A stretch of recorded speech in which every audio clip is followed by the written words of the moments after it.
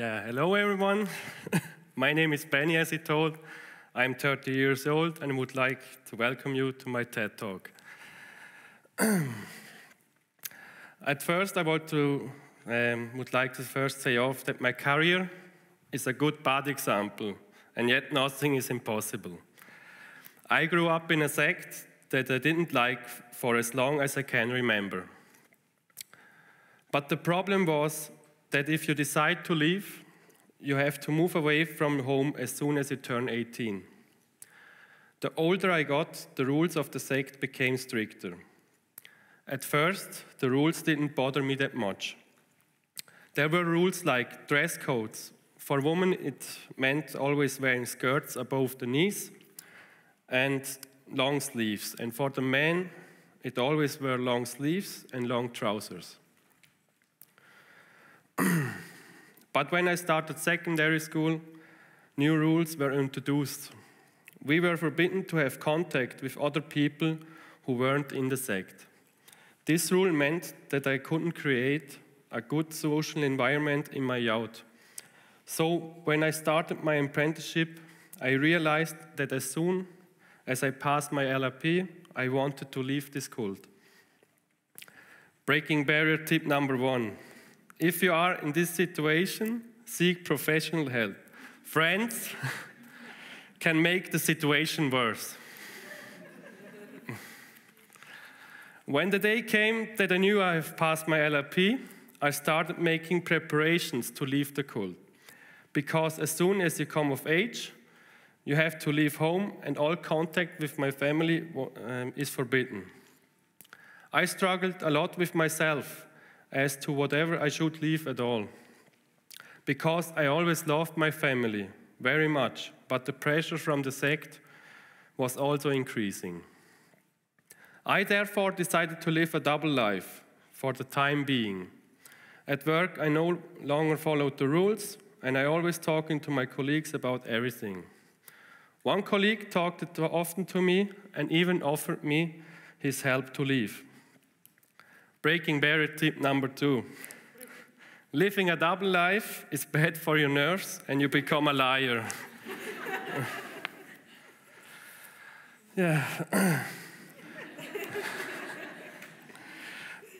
One day I met up with this colleague in my free time, and there I was seen by someone from the sect.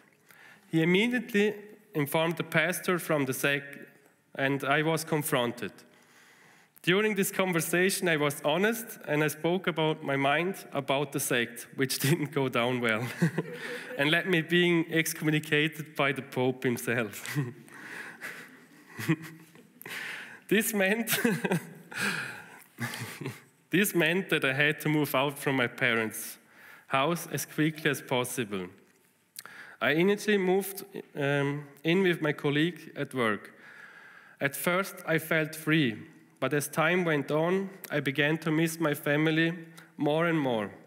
I often drove past the house and occasionally saw them out shopping. However, even though they saw me, they had to ignore me. The pain was always great. When I turned 21, I went to visit my colleague because he had something he wanted me to try. Breaking barrier tip number 3. If someone says, "Hey, you want to try something?" Think twice before you try something you don't know.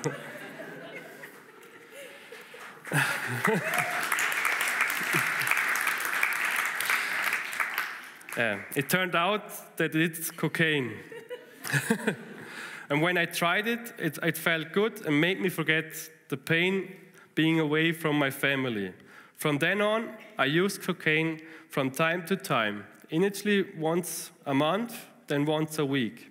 At 33, I was already using at least once a week. The problem was money. Barely a week went by and my salary was already gone. My biggest problem was therefore how to come up with enough money to satisfy my addiction. I heard from a colleague that there was a credit bank in Chur where you could easily get a loan. So my next step then was to contact this bank immediately to get a loan. I only had to provide proof of 3 payslips from the last 3 months and I was able to get 10,000 francs. Yeah. I was doing very well for 3 or 4 months with this money, and I really went full throttle. But even this money ran out very quickly. Breaking barrier tip number 4. If you already make debts by a credit bank, seek for help now.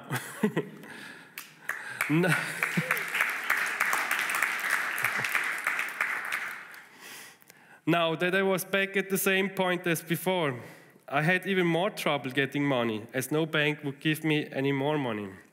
My decision was therefore that I had to sell the cocaine to be able to continue to satisfy my addiction. Because I was often offered this business, I had a secure source immediately, and cocaine could be sold as I had enough friends and mates in the scene.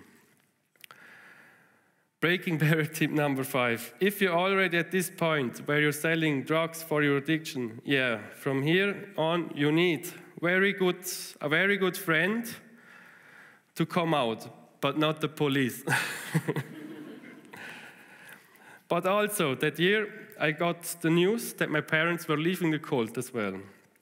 I immediately went to their house and everything was great, except that I was an addict.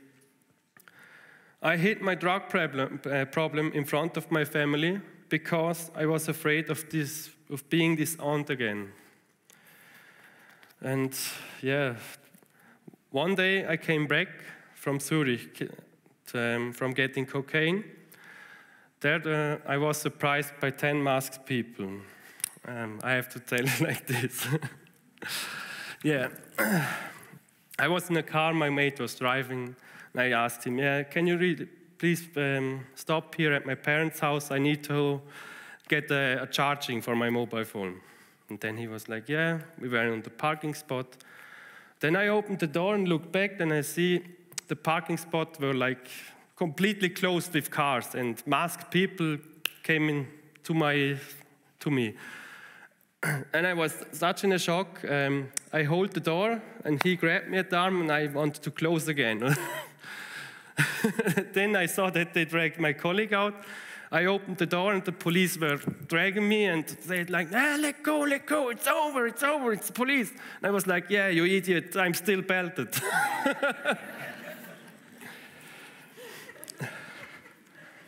Breaking barrier tip number 6. Don't be belted when you get arrested.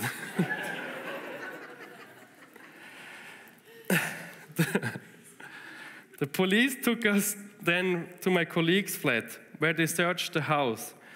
They found everything to prove that drug dealing was going on. Then we went to the police office, where the police interrogated me. They told me they had been following me like a shadow and had been monitoring my mobile phone activity, and the evidences were so much that going home this day, never ever.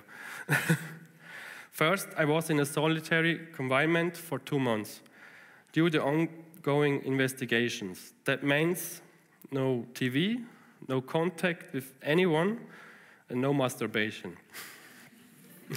Because always a camera was on you. Breaking barrier tip number 7. If you have so much time for you, read good books, because I didn't. After the 2 months, I could have contacted my parents, but I didn't because I was afraid of their reaction. My therapist, Alexander Marzer, therefore advised me to write a letter, which I did then. When I received a reply, I almost didn't want to read the letter. That's how scared I was of their judgment. Then I got over myself and read the letter. It said, Dear Benedict, thank you for your letter. Of course, it was a hard blow for all of us, but nevertheless, we are ready to forgive you. We just want to be able to trust you in the future. For a very long time, we always endeavored to help you. Now it's up to you to show us that you're serious about your good intentions. You must be having a hard time at the moment, but perhaps you can make the sacrifice and be able to put your past behind you. We miss you too and hope for your release soon. We love and praying for you. May the good Lord stand by you. Kind regards, your mom and dad. This letter, the arrest, and the time in prison triggered something in me. I found inner peace again, without the help of lies and drugs. I started exercising and I lost over 40 kilograms. My family came to visit me regularly and I could talk to them about everything. My fear of being rejected again was gone because now my family stands behind me more than ever. Even though I was in prison, I wouldn't want to swap my life that I had before. I also realizing during this time that dealing drugs is a very bad thing. In prison, I saw a lot of people who did almost anything to satisfy their addiction. Breaking barrier rules number 8, never drop the soap in the jail shower.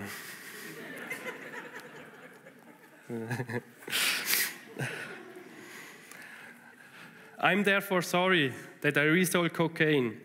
I only realized the consequences of my addiction in prison. I only realized in prison, so I deeply regret what I did before my imprisonment. When I worked in Vaduz, in jail with Mr. Hanich on the risk offenses program, I realized so many things that I did wrong in the past. I got a lot of new ideas while I was working on it. How to avoid relapsing. I got to know myself much better and was even able to work up many other things from my life in prison. When I felt restless inside again, I started to exercise, which brought me back in balance. My goals and aspirations are also very different now than before. One worksheet represented the scale, and on the left I wrote down the advantages, and on the right the disadvantages of dealing. And in the end, which side was full? Yeah, the right side. All well, all good. But my negotiations were not complete yet. It was not enough for the state attorney to see me behind bars for 3.5 years. And they moved the court case up to the highest court, where I was additionally sentenced to pay a fine of 110,000 francs.